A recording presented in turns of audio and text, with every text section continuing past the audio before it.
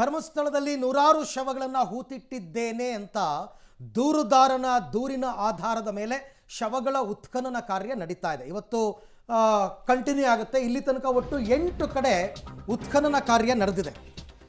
ನೇತ್ರಾವತಿ ನದಿ ತಟ್ಟದಲ್ಲಿ ಮುಂದುವರೆದಿದೆ ಅಸ್ಥಿ ಉತ್ಖನನ. 5ನೇ ದಿನಕ್ಕೆ ಕಾಲಿಟ್ಟಿದೆ ಸಮಾಧಿ ಶೋಧ ಕಾರ್ಯ. ಇವತ್ತು ನಿನ್ನೆ ಪಾಯಿಂಟ್ 8ರಲ್ಲಿ ಗುಂಡಿ ತೊಡೆದ್ರು ಸಿಗದ ಸಾಕ್ಷ್ಯ. ನಿನ್ನೆ 2 ಕಡೆ ಆಯಿತು.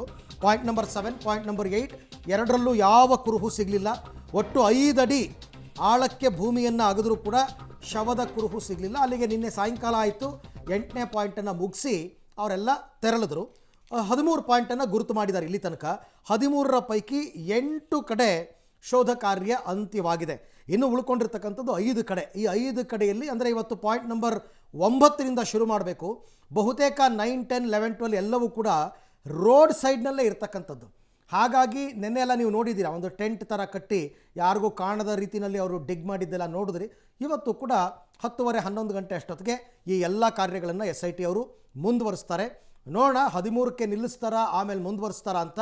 ಇಲ್ಲಿ ತನಕ ಪಾಯಿಂಟ್ ನಂಬರ್ 6ರಲ್ಲಿ ಸಿಕ್ಕ ಕೆಲವು ಮೂಳೆಗಳನ್ನು ಹೊರತುಪಡಿಸಿ ಬೇರೆ ಯಾವ ಪಾಯಿಂಟಲ್ಲೂ ಯಾವುದೇ ಕುರುಹುಗಳು ಕೂಡ ಸಿಕ್ಕಿಲ್ಲ.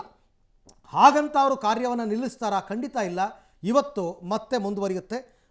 ಉಳಿದಿರ್ತಕ್ಕಂಥ 5 ಪಾಯಿಂಟ್ಗಳಲ್ಲಿ ಶವಗಳ ಅಥವಾ ಅಸ್ಥಿ ಪಂಜರದ ಉತ್ಖನನ.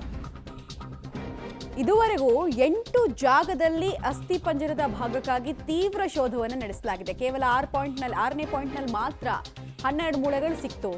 ಇವತ್ತು ಉಳಿದಂತಹ 4 ಪಾಯಿಂಟ್ನಲ್ಲಿ ಅಂದರೆ 9, 10, 11, 12 ಪಾಯಿಂಟ್ಗಳಲ್ಲಿ ಉದ್ಖನನ ಪ್ರಕ್ರಿಯೆ ಮಾಡೋದಕ್ಕೆ ಅಂತ ಹೇಳಿ ಪ್ಲಾನ್ ಮಾಡ್ಕೊಂಡಿದ್ದಾರೆ. ಬೆಳಗ್ಗೆ 11 ಗಂಟೆಯಿಂದ ಯಥಾವತ್ತಾಗಿ ಇಲ್ಲಿ ಪ್ರಕ್ರಿಯೆಗಳು ಸ್ಟಾರ್ಟ್ ಆಗುತ್ತೆ ಅನ್ನೋ ತಿಳಿದು ಬರ್ತಾ ಇದೆ. ಬಟ್ ನೋಡಬೇಕಾಗತ್ತೆ ಇಲ್ಲಿ ಯಾವ ರೀತಿಯಾಗಿ ಈತ ಹೇಳಿದಂತಹ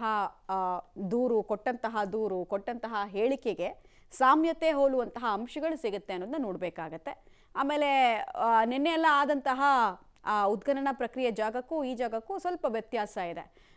ನಿನ್ನೆ ತನಕ ಆದಂತಹ ಜಾಗದಲ್ಲಿ ಈ ನದಿ ತನ್ನ ಹರಿವನ್ನು ಹೆಚ್ಚಳ ಮಾಡಿಕೊಳ್ಳುತ್ತೆ ಮಳೆಗಾಲದ ಟೈಮ್ನಲ್ಲಿ. ಸೊ ಹಿಂಗಾಗಿ ಕೊಚ್ಕೊಂಡು ಹೋಗಿರ್ಬೋದು ಅಂತ ಕೆಲವರೆಲ್ಲ ಏನು ಪ್ರಕಾಂಡ ಪಂಡಿತರು ಅಂತ ಏನು ಹೇಳ್ತೀವಿ ಅವರೆಲ್ಲ ವಾದ ಮಾಡ್ತಾ ಇದ್ರು. ಬಟ್ ಈಗ ಪಾಯಿಂಟ್ ಮಾಡಿರುವಂತಹ ಜಾಗ ಇದೆಯಲ್ಲ, ಅಲ್ಲೇನು ಅಂಥದ್ದು ಯಾವುದೂ ಸಮಸ್ಯೆಗಳಿಲ್ಲ. ಸೊ ಒಂದು ವೇಳೆ ಈತ ಕೊಟ್ಟಂತಹ ಹೇಳಿಕೆ ನಿಜವಾಗಿದ್ದರೆ ಇಲ್ಲಿ ಸಿಗಬೇಕಾಗತ್ತೆ. ಸಿಗಲಿಲ್ಲ ಅಂದರೆ ವಾಟ್ ನೆಕ್ಸ್ಟ್ ಅನ್ನೋದು IOಗಳಿಗೆ ಬಿಟ್ಟಂತಹ ವಿಚಾರ. ಒಂದು ಪ್ರಶ್ನೆ ಅಂತೂ ಇದ್ದೇ ಇದೆ. ಆಮೇಲೆ ಆತನ ವಕೀಲರು ಅಂದರೆ ಮಂಜುನಾಥ್ ಅನ್ನೋರು ಬಂದು ಹೇಳಿದ್ರಲ್ಲ, ಪಾಯಿಂಟ್ ನಂಬರ್ 9ರಲ್ಲಿ 6ರಿಂದ 8 ಮೃತದೇಹಗಳದ್ದು ಅಸ್ಥಿಪಂಜರ ಸಿಗುತ್ತೆ ನಿಮಗೆ ಅಂತ. ನೋಡೋಣ, ಡೀಟೇಲ್ಸ್ ಕೊಡ್ತಾರೆ ದೀಪಕ್ ಜೈನ್. ನಿನ್ನೆ ತನಕ ಆದಂತಹ ಉದ್ಖನನ ಜಾಗಕ್ಕೂ ಇವತ್ತು ಉದ್ಖನನ ನಡೆಯುವಂತಹ ಜಾಗಕ್ಕೂ ಏನೆಲ್ಲ ವ್ಯತ್ಯಾಸಗಳಿದೆ, ಎಷ್ಟು ಮೀಟರ್ ದೂರದಲ್ಲಿ ಇವತ್ತಿನ ಪಾಯಿಂಟ್ ಇದೆ, ಮಾಹಿತಿ ಕೊಡೋದಾದ್ರೆ ದೀಪಕ್ ಜೈನ್. ಮಮತಾ, ಈವರೆಗೆ ನಡೆದಂಥದ್ದು ನೇತ್ರಾವತಿ ಸ್ನಾನಘಟ್ಟದ ಪಕ್ಕದಲ್ಲೇ 1ನೇ ಪಾಯಿಂಟ್ ಇತ್ತು. ಅದರಿಂದ ಒಳಗೆ ಸ್ವಲ್ಪ ಗುಡ್ಡದಲ್ಲಿ 2ನೇ, 3ನೇ, 4ನೇ ಪಾಯಿಂಟ್ ಇತ್ತು. 5, 6, 7, 8 ಕೂಡ ಅದು ನದಿಗಿಂತ ತುಂಬ ಎತ್ತರ ಪ್ರದೇಶದಲ್ಲೇ ಇದ್ದಂಥದ್ದು. ಅಲ್ಲಿಗೆ ಕೆಲವು ಬಾರಿ ವಿಪರೀತವಾದ ಮಳೆ ಬಂದು ನೆರೆ ಬಂದಂತಹ ಸಂದರ್ಭದಲ್ಲಿ ಅಲ್ಲಿವರೆಗೆ ನೀರು ರೀಚ್ ಆಗ್ಬೋದು, ಹೊರತಾಗಿ ಮಣ್ಣನ್ನು ಕೊಚ್ಚಿಕೊಂಡು ಹೋಗ್ಲಿಕ್ಕೆ ಸಾಧ್ಯವೇ ಇಲ್ಲ. ಎಷ್ಟು ಅಡಿ ಹೋಗ್ಬೋದು ಹೆಚ್ಚಂದ್ರೆ ಒಂದು 2-3 ಮೀಟರ್ಗಷ್ಟು ಹೋಗ್ಬೋದು ಅಷ್ಟೇ. ಆದರೆ ಇದು ಆಳಕ್ಕೆ ಅಗಿಯೋದ್ರಿಂದ ಅಲ್ಲಿ ಮಣ್ಣಿನ ಸವೆತ ಆಗಿ ಅಲ್ಲಿಂದ ಕಳೆಬರ ಏನಾದರೂ ಕೊಚ್ಕೊಂಡು ನದಿಯಲ್ಲಿ ಹೋಗುವಂಥ ಚಾನ್ಸಸ್ ಇಲ್ಲವೇ ಇಲ್ಲ. ಇವತ್ತು ನಡೆಯುವಂತಹ ಜಾಗ ಸ್ವಲ್ಪ ಗುಡ್ಡ ಪ್ರದೇಶ ಅನ್ನುವಂಥದ್ದು. ನಿನ್ನೆಯವರೆಗೆ ಬ್ರಿಡ್ಜ್ನಲ್ಲಿ ನಡೀತಾ ಇತ್ತು. ಬ್ರಿಡ್ಜಿಂದ ಧರ್ಮಸ್ಥಳಕ್ಕೆ ಹೋಗುವಂತಹ ದಾರಿಯಲ್ಲಿ ಇವತ್ತು ಶೋಧ ಕಾರ್ಯ ನಡೀತದೆ. ಈಗಾಗಲೇ ಪಾಯಿಂಟ್ ಮಾಡ್ಕೊಂಡಿದ್ದಾರೆ. 9ನೇ ಪಾಯಿಂಟ್ನಿಂದ ಆರಂಭವಾಗ್ತದೆ ಅನ್ನುವಂಥದ್ದು. ಆದರೆ ಇವತ್ತು ಯಾರಿಗೂ ಕೂಡ ಅಲ್ಲಿ ಹೋಗಲಿಕ್ಕೆ ನಿರ್ಬಂಧ ಇರ್ಬೋದು, ಯಾಕಂದರೆ ಅದು ರಸ್ತೆಯ ಪಕ್ಕದಲ್ಲೇ ಇದೆ, ಕೇವಲ 2-3 ಮೀಟರ್ನಲ್ಲೇ ಇರುವಂಥದ್ದು. ಹಾಗಾಗಿ ಸಾರ್ವಜನಿಕರು ಅಲ್ಲಿ ಓಡಾಡಬಾರ್ದು ಅನ್ನುವಂಥದ್ದು ಮತ್ತು ನಿಂತು ಈ ಒಂದು ಪ್ರಕ್ರಿಯೆಯನ್ನು ನೋಡಬಾರ್ದು. ಮತ್ತು ಮಾಧ್ಯಮಗಳು ಕೂಡ ಅಲ್ಲಿ 100 ಸಂಖ್ಯೆಯಲ್ಲಿ ನಾವೇ ಇರೋದ್ರಿಂದ ಅಲ್ಲಿ ಟ್ರಾಫಿಕ್ ಜಾಮ್ ಆಗಬಹುದು ಅನ್ನುವಂತಹ ಹಿನ್ನೆಲೆಯಲ್ಲಿ ಒಂದು ಕಂಪ್ಲೀಟ್ ಆಗಿ ಪರದೆಯನ್ನು ಸುತ್ತಾರೆ ಮತ್ತು ಆ ರಸ್ತೆಯಲ್ಲಿ ನಿಲ್ಲೋದನ್ನು ಇವತ್ತು ನಿರ್ಬಂಧನ ಮಾಡಿದ್ದಾರೆ ಅನ್ನುವಂಥದ್ದು. ಇವತ್ತು ಮತ್ತು ನಾಳೆ ಕೂಡ ಏನಾದರೂ ಪ್ರೊಸೀಜರ್ ಮುಂದುವರೆದ್ರೆ ಅಲ್ಲಿ ಜನ ಓಡಾಡಬಾರ್ದು ಅನ್ನುವಂಥದ್ದು. ಈಗ ಇರುವಂಥದ್ದು ಪ್ರಮುಖವಾಗಿ 9, 10, 11, 12 ಅದು ಅಕ್ಕಪಕ್ಕದಲ್ಲೇ ಇದೆ. ಕೇವಲ 10-20 ಮೀಟರ್ನ ದೂರದಲ್ಲೇ ನಾನು ಸಮಾಧಿ ಮಾಡಿದ್ದೇನೆ ಅನ್ನುವಂಥದ್ದನ್ನು ಆತ ಪಾಯಿಂಟ್ ಮಾಡ್ಕೊಂಡು ಹೋಗಿದ್ದಾನೆ. ಮತ್ತು ಮುಂದುವರೆದು ನೇತ್ರಾವತಿ ಸ್ನಾನಘಟ್ಟದ ಆ ಭಾಗಕ್ಕೆ 13ನೇ ಪಾಯಿಂಟ್ ಇರುವಂಥದ್ದು.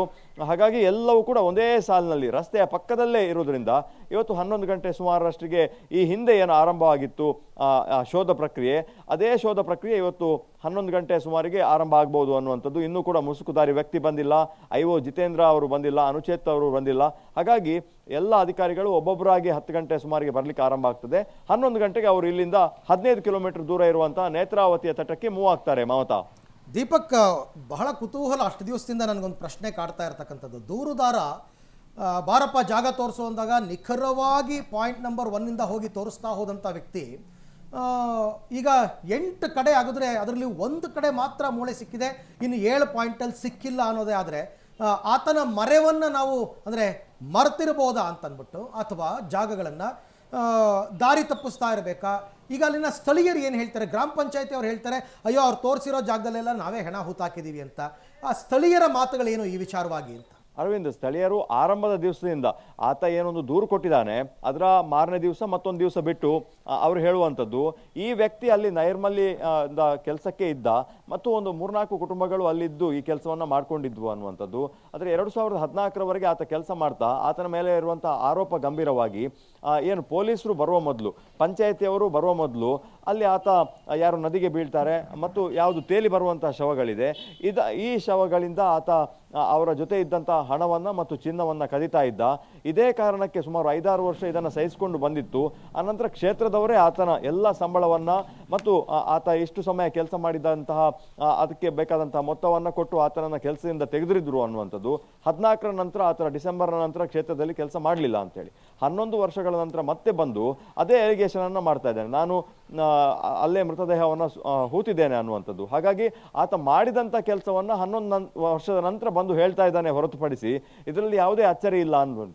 ಆರಂಭದಿಂದಲೂ ಕೂಡ ಅಲ್ಲಿನ ಕೆಲಸ ಮಾಡಿದಂಥ ಪಂಚಾಯತ್ನ ಸಿಬ್ಬಂದಿಗಳು ಮತ್ತು ಈ ಹಿಂದೆ ಪಬ್ಲಿಕ್ ಟಿವಿ ಜೊತೆ ಮಾತನಾಡಿದಂತಹ ಅಲ್ಲಿಯ ಅಧ್ಯಕ್ಷರು ಹೇಳುವಂಥದ್ದು ಎಲ್ಲ ಕಡೆ ಆತ ತೋರಿಸಿದಲ್ಲೆಲ್ಲ ಸಿಗಬೇಕಾಗಿತ್ತು, ಆದರೆ ಸಿಕ್ಕಿಲ್ಲ ಅನ್ನುವಂಥದ್ದು. ಯಾಕಂದರೆ ಅದರ ಸುತ್ತಮುತ್ತನೇ ಆತ ದಫನ್ ಮಾಡುವ ಪ್ರಕ್ರಿಯೆಯನ್ನು ಮಾಡ್ತಾ ಇದ್ರೆ ಆತ ಅಲ್ಲಿಂದ ಮೂಳೆಗಳನ್ನು ಎತ್ತಬೇಕಾಗಿತ್ತು ಅನ್ನುವಂಥದ್ದು. ಹಾಗಾಗಿ ಈ ಮೂಳೆಗಳನ್ನು ಎತ್ತಿದ್ರೆ ಅದು ದೊಡ್ಡ ಬೆಳವಣಿಗೆ ಅಲ್ಲ, ಅದು ಅಸಹಜ ಸಾವಾಗಿದ್ದು ಅದು ಪೋಸ್ಟ್ ಮಾರ್ಟಮ್ ಆಗಿದ್ರೂ ಬೆಳವಣಿಗೆ ಅಲ್ಲ. ಯಾವುದಾದ್ರೂ ಪೋಸ್ಟ್ ಮಾರ್ಟಮ್ ಆಗದಂತಹ ಮತ್ತು ಕೊಲೆಗೈದು ಅದನ್ನು ಇಲ್ಲಿ ತಂದು ಇವನತ್ರ ಹೂತು ಹಾಕಿಸಿದ್ರೆ ಮಾತ್ರ ಈ ಒಂದು SITಯ ತನಿಖೆಯಿಂದ ಒಂದು ರಿಸಲ್ಟ್ ಬರ್ತದೆ ಅನ್ನುವಂಥದ್ದು. ಈಗ ಆಗ್ತಾ ಇರೋದು ಯಾವುದು ಕೂಡ ಒಂದು ದೊಡ್ಡ ಬೆಳವಣಿಗೆಗಳು ಅಲ್ಲ ಅಂತ ಅನಿಸ್ತಾ ಇದೆ.